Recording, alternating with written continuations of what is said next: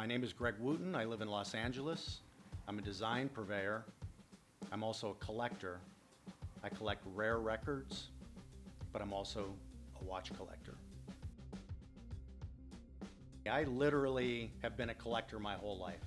It's in my blood. I can't imagine not collecting things. I'm constantly curating my personal collection, and that journey of being a collector is something I'll always be doing.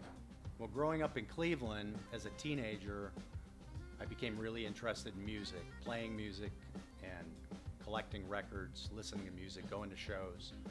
So I had a pretty good collection early on, but then I moved here to LA. It was a whole new world with so many record stores. I was introduced to new categories of music, and I feel like my collection really went to another level. Between 2011 and now, I've bought somewhere in the neighborhood of 30 to 40,000 records. Some of the most collectible records are rare jazz recordings, including one of my very favorites of my collection, one of my absolute holy grails, this beautiful Milford Graves, Don Pullen, hand-painted cover of a record that these two jazz musicians recorded in 1966 at Yale.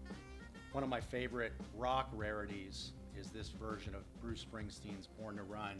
It has the what they call the script writing, which was only done for the, I believe, the test pressings, and they estimate only 100 or 2 were ever made. Very iconic record, but so rare to find one with that particular variant. I was this guy looking for the rarest, most special, most mint versions of collectible records, and then I had this moment, a record that had been defaced by someone.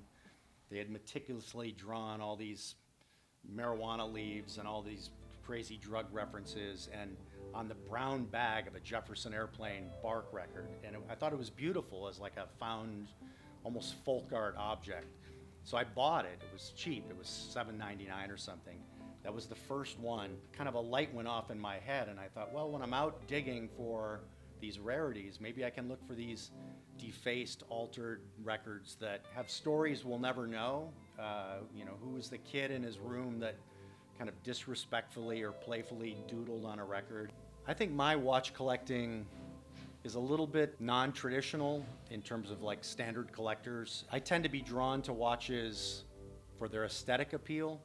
I like kind of the outliers, the interesting designs, colors, but I also, have some very personal connections with my watches. This Wooten hour, which has such a beautiful perpetual date detail, was my father's watch. So of course it has a special meaning to me.